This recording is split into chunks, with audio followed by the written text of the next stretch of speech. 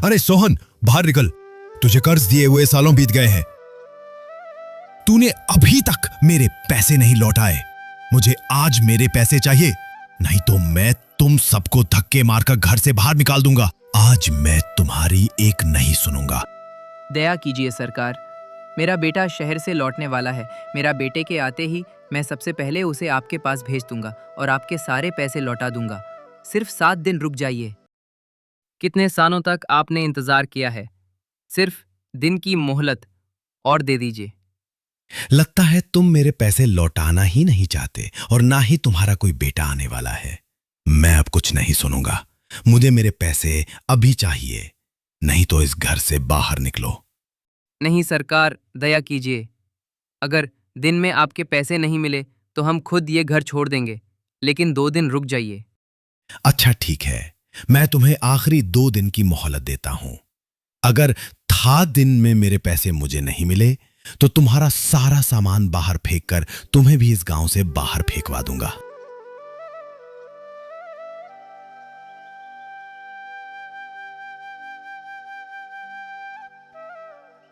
भैया दिन में आ जाएंगे ना?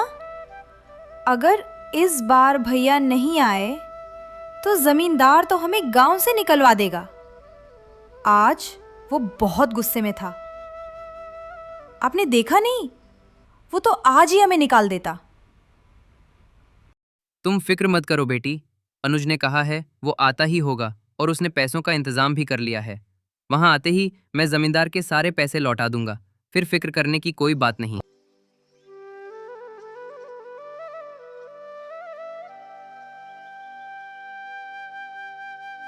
अरे सोहन, गजब हो गया।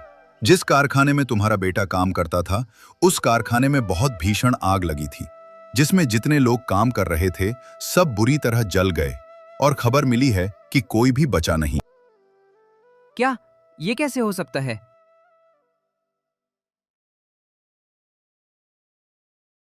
अभी भाई साहब जरा सुनिए तो, सोहन का घर कहाँ है? मैं उनके बेटे के पैसे देने आया हूं। तुम कौन हो और कहां से आए हो? आप तो जानते ही होंगे कि आपके बेटे के कारखाने में आग लगी थी। कारखाने के मालिक ने उनके परिवार वालों के लिए पैसे भेजे हैं। मैं वही पैसे आपके पास देने आया हूं। क्यों ना मैं इसे बोल दूं कि मैं ही सोहन हूं और उससे पैसे ले लूं? अरे भाई, मैं ही सोहन हूं और जिसकी बात तुम कर रहे हो वो मेरा ही बेटा था। मुझे तो कुछ समझ में नहीं आ रहा। अब हमारा गुजर कैसे होगा? हम तो पूरी तरह अनुज के भरोसे पर थे, लेकिन पता नहीं ईश्वर ये कैसी परीक्षा ले रहा है। अनुज ही तो हमारा सहारा था और भगवान ने उसे भी हमसे छीन लिया। भगवान इतने कठोर दिल कैसे हो सकते हैं?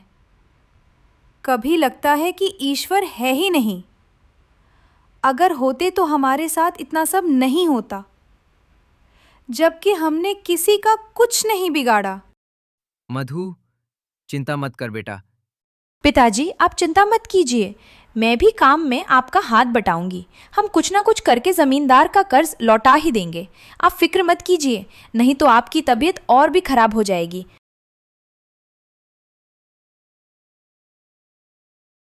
कुएं पर मधु पानी भरते हुए।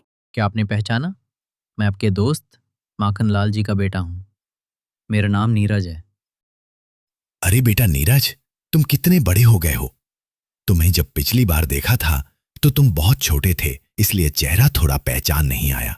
बोलो बेटा, कैसे आना हुआ? वो क्या है ना चाचा जी, दरअसल पिताजी ने एक ज़मीन का सौदा करने के लिए मुझे यहाँ भेजा था। वहीं ज़मीन देखने के लिए मैं आया था। इस सिलसिले में आपसे भी थोड़ी बात करनी थी। अच्छा, तो तुमने अभी कारोबार भी संभालना शुरू कर दिया है? हाँ चाचा जी, अब पिताजी से ज़्यादा काम नहीं हो पाता।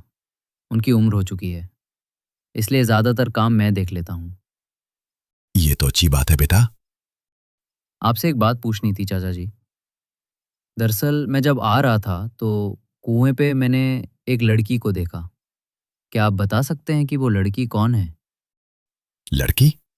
कौन सी लड़की? अभी जब मैं आ रहा था तो आपके घर के सामने जो कुआं है उसी कुएं पे मैंने एक लड़की को पानी भरते देखा। क्या बता सकते हैं वो कौन है? रुको नीरज बेटा, तुम चाय पियो, तब तक मैं देख के आता हूं। जमींदार कुएं की ओर जाता है। वहां पर उसको अपनी ही बेटी दिखती है। अरे नीरज बेटा, जिस लड़की के बारे में तुम पूछ रहे हो वो मेरी ही बेटी है। अच्छा अच्छा, ठीक है चाचा जी, आप बताइए, आप कैसे हैं? नीरज बात को पलट देता है। जमींदार को शक होता है। मुझे लगता है नीरज बाबू को मेरी लड़की पसंद आ गई है। ये तो बहुत अच्छी बात है। और मेरी लड़की इतने बड़े खानदान में चली जाएगी तो उसका तो नसीब ही चमक जाएगा। इतने अमीर लोग मुझे और कहीं नहीं मिलने वाले। पिताजी, मैंने गांव में एक लड़की देखी है और मुझे उसी से शादी करनी है। मुझे वो लड़की बहुत पसंद आई। अरे बेटा, तुम किस लड़की की बात कर रहे हो? पिताजी, वो आपके गांव के दोस्त के यहाँ की लड़की है। आपने मुझे आज वहीं भेजा था। उन्हीं की लड़की से मुझे शादी करनी है। अरे वाह, ये तो अच्छी बात है। वो तो मेरा बहुत अच्छा दोस्त है। वो बिल्कुल मना नहीं करेगा। मैं कल ही उसके पास जाकर शादी की बात करता हूँ। वो भी ये सुनकर बहुत खुश होगा। नीरज और उसके पिता जमींदार चंपक लाल के घर पहुंचते हैं। अरे मेरे दोस्त, बहुत दिनों बाद आज मिल रहा है। तू तो बहुत बड़ा आदमी हो गया है यार। याद है हम दोनों ने साथ में ही कारोबार शुरू किया था। आज तू कहां से कहां पहुंच गया? आज तो नीरज की वजह से हमें भी आना ही पड़ा। दरअसल नीरज को आपकी बेटी बहुत पसंद आ गई है और वो उससे शादी करना चाहता है। उसी की बात करने के लिए हम यहाँ आए हैं। हाँ हाँ, ये तो बहुत अच्छी बात है। हमारी दोस्ती आज रिश्तेदारी में बदलने जा रही है। इससे ज्यादा खुशी की बात मेरे लिए क्या हो सकती है? चलो अभी अपनी बेटी को बुलाओ। हमने उसे देखे बरसों हो गए। सुधा, जरा यहां तो आओ।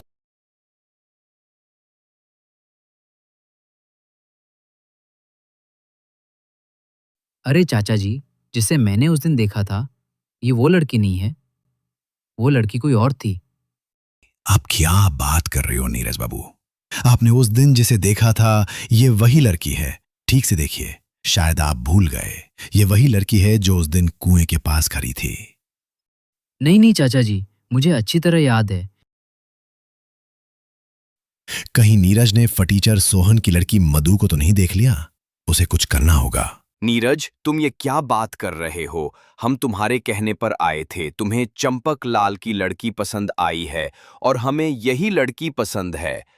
पिताजी, मुझे उसी लड़की से शादी करनी है जिसे मैंने उस दिन कुएं पर देखा था। पर बेटा, बात यह है कि तुम्हारे दोस्त का तुमने अपमान किया है और सुधा में क्या कमी है? तुम्हें इसी से शादी करनी होगी। नहीं पिताजी, मैं सुधा से बिल्कुल शादी नहीं करूंगा। मैं कुछ भी करके उस लड़की को ढूंढ लूंगा। ठीक है, अगर यही तुम्हारी मर्जी है तो मैं तुम्हें 15 दिन देता हूं। अगर 15 दिन में तुमने उस लड़की को ढूंढ लिया तो ठीक, वरना तुम्हें चंपकलाल की लड़की से ही शादी करनी होगी। नीरज बाबू को इस पूरे गांव में उस फटीचर की ही लड़की पसंद आनी थी। मैं ये बिल्कुल नहीं होने दूंगा। कहां वो भिखारी की लड़की और कहां मेरी बेटी। उन्होंने उस भिखारी लड़की के लिए मेरी लड़की को ठुकरा दिया। ये मैं कभी नहीं होने दूंगा। मेरी बेटी की जगह वो मधु कभी नहीं ले पाएगी। मैं ऐसा होने नहीं दूंगा।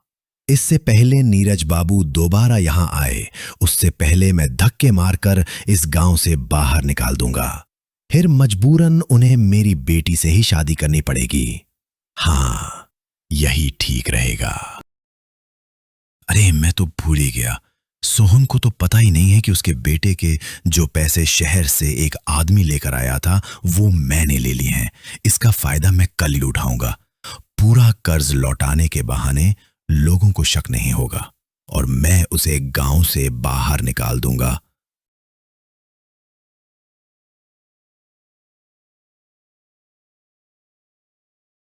सोहन, बाहर आओ। बोलिए जमींदार जी। तुम मेरे अच्छाई का फायदा उठा रहे हो। मैं इतने दिनों से चुप इसलिए बैठा हूं कि तुम्हारा बेटा अभी अभी गुजरा है और उसके गुजरने की वजह से मैं खुद से तुम्हारे यहां नहीं आया। पर तुम तो मेरे अच्छाई का फायदा उठा रहे हो। अब मैं कुछ नहीं सुनने वाला। एक तो मेरा सारा कर्ज लौटा दो। जमींदार जी, इतने सारे पैसे अभी कहाँ से लौटाऊंगा? अगर पैसे नहीं है तुम्हारे पास तो अभी के अभी मुझे ये घर खाली करके दे दो। मैं इसे बेचकर अपना कर्ज वसूल कर लूंगा। बस अब बहुत हो चुका। नहीं जमींदार जी, ऐसा मत कीजिए। मैं रास्ते पर आ जाऊंगा। मैं इतने दिन से तुम पर तरस खाकर कुछ नहीं कह रहा हूं। इसका मतलब यह नहीं कि तुम मेरे सिर पर बैठ जाओ। अब बस ये घर खाली कर दो, नहीं तो मैं अपने लोगों को कहकर तुम्हें घर से धक्का मारकर बाहर निकाल दूंगा। पिताजी, अब हम खुद को झूठी तसल्ली नहीं दे सकते। यूं लकड़ियां बेचकर और दूसरों के घर काम करके हम जमींदार के पैसे नहीं लौटा पाएंगे। हमें ये घर छोड़कर जाना ही पड़ेगा। दोनों चलते हैं, जंगल में एक छोटी झोपड़ी बनाते हैं और रहने लगते हैं। मैं संभाल लूंगी पिताजी, अब आप आराम कीजिए। मैं तो कितना खुशकिस्मत हूँ जो मुझे तुम्हारी जैसी बेटी मिली। मेरी वजह से तुम्हें कितनी मुश्किलों का सामना करना पड़ रहा है। पिताजी, आपकी सेवा करने के लिए मुझे कोई मुश्किलों का सामना नहीं करना पड़ रहा है। आपकी सेवा करना मेरा धर्म है। पिताजी, मैंने खाना बना के रख दिया है, आप खा लेना। मैं लकड़ी लेने जा रही हूँ, जल्दी लौट आऊंगी। मधु टोकरी उठाकर जंगल की ओर चली जाती है।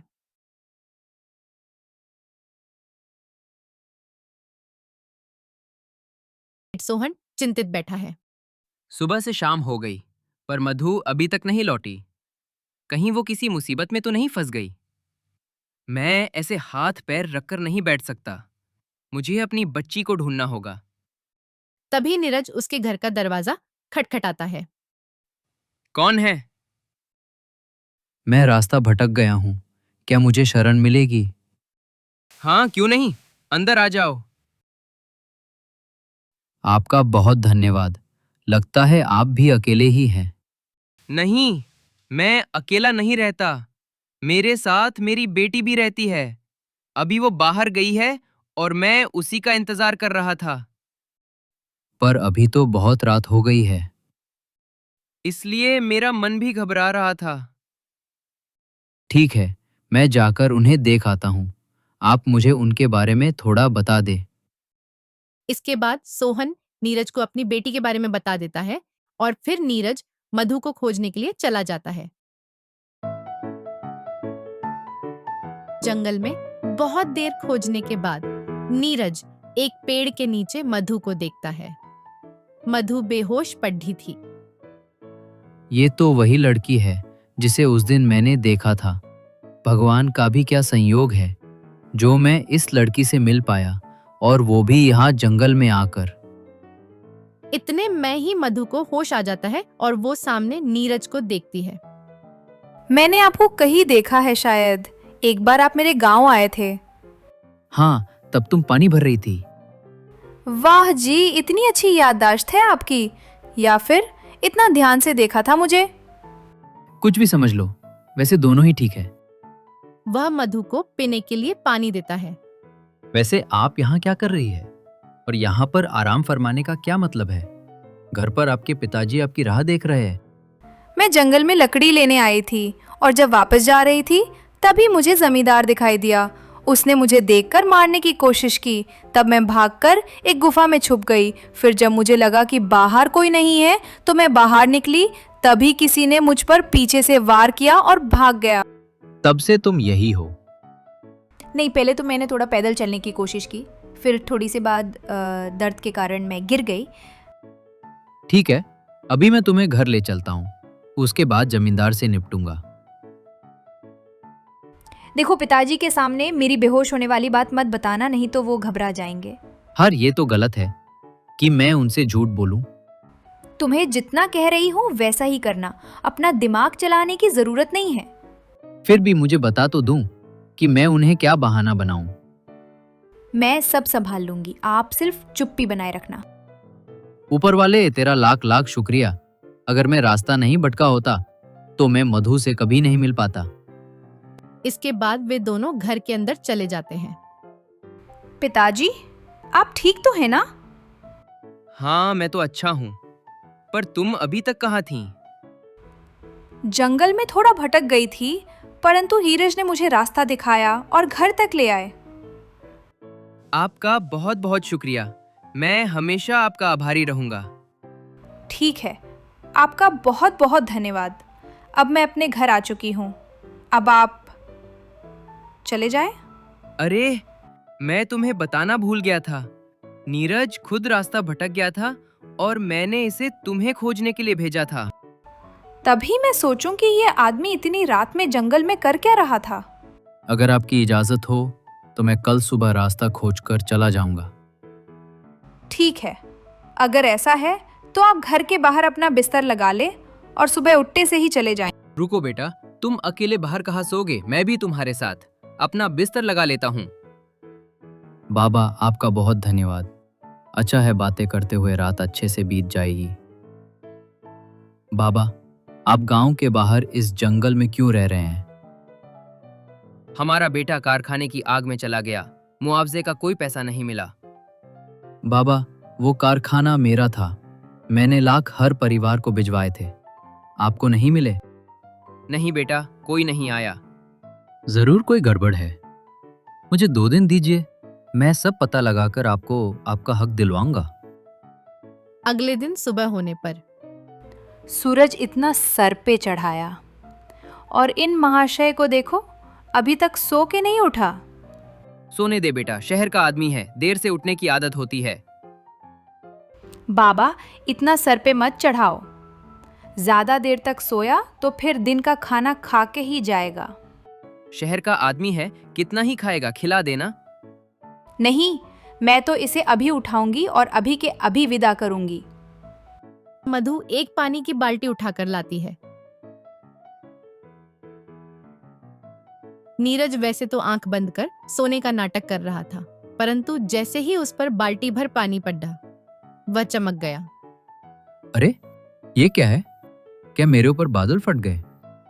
तभी पीछे से मधु की आवाज आती है। महाशय, अगर मुफ्त की होटल में सोने का आनंद ले लिया है तो अपने घर पधार जाएं। कितनी मतलबी हो तुम। कहा तो रात में मैंने तुम्हारी जान बचाई और अब तुम मुझे घर से भगाने की फिराक में हो। तुम्हें जो समझना हो समझ लो, परंतु अभी यहाँ से जाओ। नीरज को कुछ समझ नहीं आता तो वह वहां से चल देता है। तभी पीछे से मधु की आवाज आती है। रुको, अपने साथ थोड़ा खाने का सामान लेते जाओ। इतना कहकर मधु अपने हाथ में एक पोटली उठाकर नीरज की ओर जाती है। नीरज के पास पहुंचकर उसे पोटली देती हुई बोलती है, मुझे माफ कर देना जो मैं इस तरह से तुम्हें घर से जाने को बोल रही हूँ। अगर तुम यहाँ रुकते तो बाबा तुम्हें खाना खिलाए बगैर नहीं जाने देते, और अभी मेरे पास तुम्हें खिलाने के लिए ज्यादा कुछ नहीं है। इतना कहकर मधु वापस चली जाती है। नीरज हक्का बक्का सा वहीं पर खड्डाढा रह जाता है। मधु, तुम सचमुच मेरी समझ के बाहर हो। इसके बाद नीरज वापस शहर की ओर चल देता है। अगले दिन आज मुझे 2 रहस्यों से पर्दा हटाना है। पहला तो मधु के भाई के पैसे किसके पास गए, और दूसरा जमींदार की मधु से क्या दुश्मनी है जो वो उसे मारना चाहता था। ये सब मुझे जल्दी ही करना होगा, क्योंकि जमींदार अपनी कोशिश वापस जरूर करेगा। तुमने पैसे किसे दिए थे? साहब, मैंने एक आदमी को दिए थे जिसने खुद को सोहन बताया था। पर मुझे सोहन ने बताया कि तुमने उसे पैसे नहीं दिए थे। आप एक बार चलकर मेरे सामने उससे पूछे, फिर देखते हैं वे क्या जवाब देते हैं। ठीक है, हम अभी चलते हैं। मधु के घर पहुंचने पर बाबा, ये वो आदमी है जिनके हाथों मैंने पैसे पहुंचाए थे। आपने कहा कि आपको पैसे नहीं मिले। क्या आप इस आदमी को जानते हो? नहीं, ये बाबा वो व्यक्ति नहीं है जिनको मैंने पैसे दिए थे। पर मेरे ही बाबा का नाम सोहन है और तुमने नाम पूछने के बाद ही पैसे दिए होंगे। तो फिर किस दूसरे सोहन को तुम खोज लाए? वो तो मुझे भी नहीं पता, परंतु जब मैं गांव आया था तब मैंने उस व्यक्ति से पूछा कि मुझे सोहन नाम के व्यक्ति से मिलना है और पैसे देने हैं। उसने कहा वही सोहन है। तब मैंने उसे पैसे दे दिए। मुझे नहीं पता था कि वो झूठ बोल रहा है। क्या तुम उसे पहचान सकते हो? अगर देखो तो पहचान जाऊंगा। ठीक है, फिर मैं गांव के सभी व्यक्तियों को एक जगह इकट्ठा करता हूँ। आप सभी की जानकारी के लिए बता दूं, हमारे गांव एक ऐसा बेईमान व्यक्ति है जिसने सोहन जी के बेटे के मौत के पैसे खुद सोहन बनकर ले लिए। मैं चाहता हूँ कि वो व्यक्ति स्वयं ही आगे आ जाए, नहीं तो मेरा आदमी अगर उसे पहचान लेगा तो फिर हम उसे पुलिस को देंगे। जब कोई आगे नहीं आता है तो नीरज अपने आदमी को ही उस व्यक्ति को पहचानने को कहता है। तुम हर एक व्यक्ति के पास जाकर इत्मीनान से उसका चेहरा देख लो, ताकि गलती की कोई गुंजाइश ना रहे। जमींदार के पास पहुंचने पर हाँ साहब, यही आदमी था जिसने खुद को सोहन बताकर पैसे ले लिए। तो ये सच है? हमारी बर्बादी की वजह सिर्फ ये है? झूठ, सब झूठ है। मैंने कुछ नहीं किया। तेरा झूठ अब नहीं चलेगा। सबूत और गवाह दोनों यहाँ मौजूद है। पंचायत सोहन का कर्ज खत्म घोषित करती है और नीरज उसे मुआवजे का असली पैसा देता है। आज पहली बार लगता है भगवान ने हमारी सुन ली। और शायद भाई की आखिरी दुआ भी पूरी हो गई। तो अब तो आपके यहाँ पर खाने का अच्छा इंतजाम हो जाएगा। तो अगर मुझे कभी रात में आपके घर ठहरना पड़ा तो अगले दिन क्या आप मुझे खाना खिलाकर विदा करेंगी? हाँ हाँ, क्यों नहीं। केवल दिन का खाना ही नहीं खिलाऊंगी, बल्कि रात के लिए भी बांध कर दूंगी।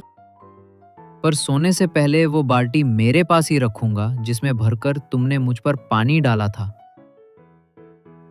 अरे बरखुरदार, अभी भी तुम मधु के घर जाकर मेहमान की तरह रहने वाले हो क्या? मुझे तो लगा था मेरी बहू को तुम अपने यहाँ लेकर चलोगे।